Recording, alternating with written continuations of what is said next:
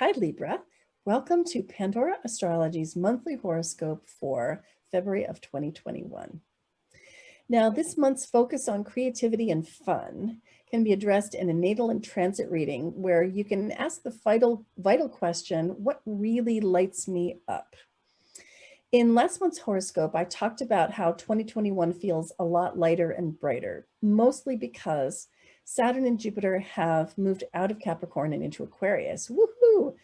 And during February in particular, Saturn starts the first of its 3 transits with 2 other planets, Chiron and Uranus. So we're going to be in a kind of a Saturn mood, and this is going to bring us a lot of opportunities to both understand and also heal our relationship to the authoritarian and the authoritative. And if there's anything in your chart in particular, and I know, as Libra, you're not a fixed sign, but you probably do have some fixed sign in you. And if you have anything between 6 and 12 degrees of those fixed signs, like Scorpio, Aquarius, Leo, and Taurus, then you are going to feel Saturn's transits this year pretty strongly. You can find out more about it in our 2021 news playlist on our YouTube channel. But for now, let's get started with the faster moving planets. Mercury, Venus, and Mars. Hey, Julia, what do these planets have in store for the Librans of the world this month? Oh, good question, Jamie. Well, hi, Libra. So Mars stays in your 8th house all through the month. And Mars is the planet of action, activity. It's also where you can run into flare-ups too. And the 8th house is the house of other people's money, which means not the money that you earn through your salary or income, but money that you share with other people close in your life, whether that's a partner and you have a shared credit card, family, and an inheritance. It also represents institutions like banks.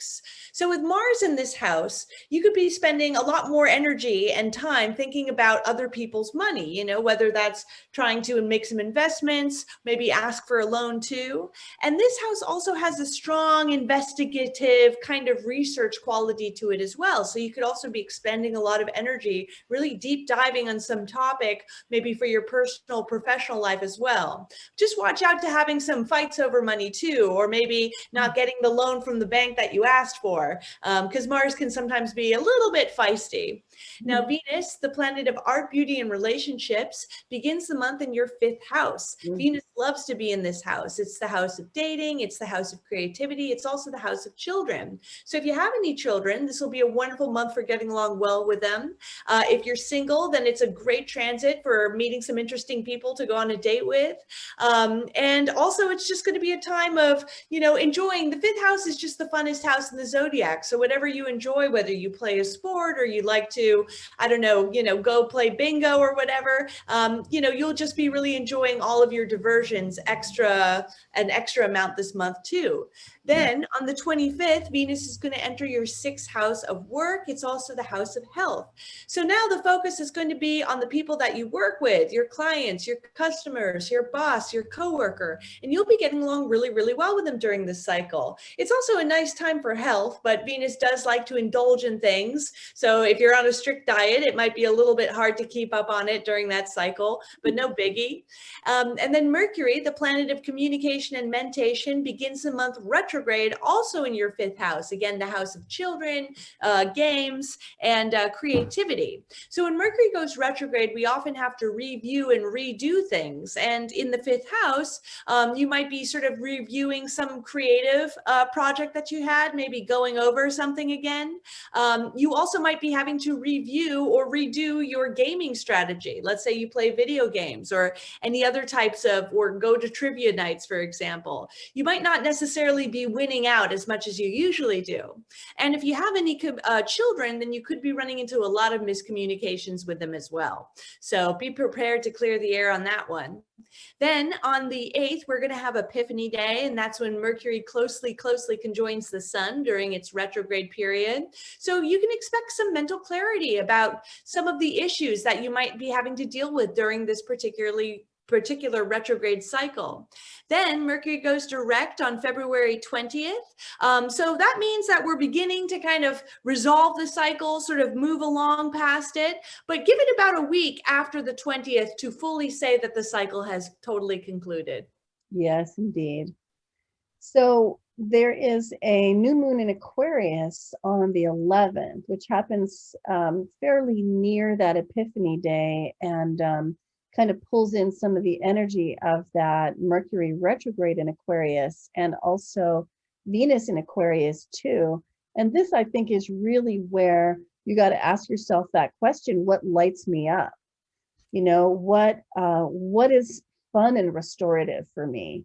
What forms of recreation bring out my own creativity?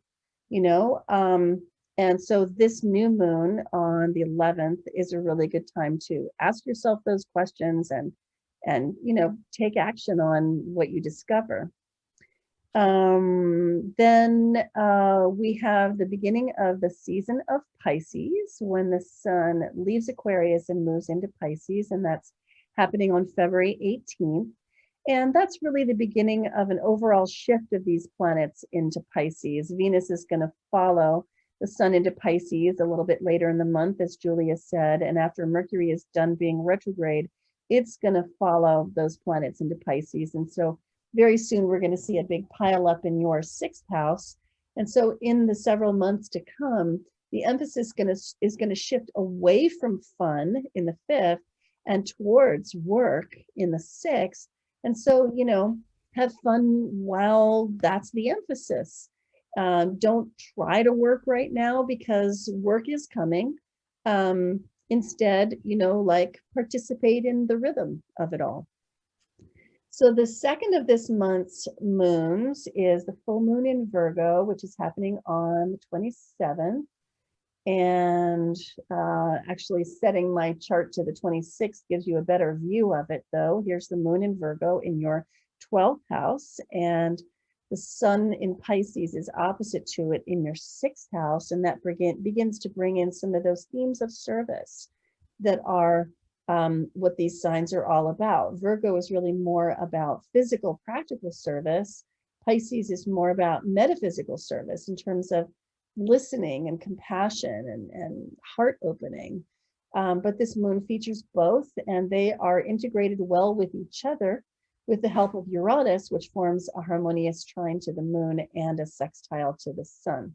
We're calling this one being of service on your own terms, because it does imply a lot of giving, a lot of serving, a lot of helping and being useful.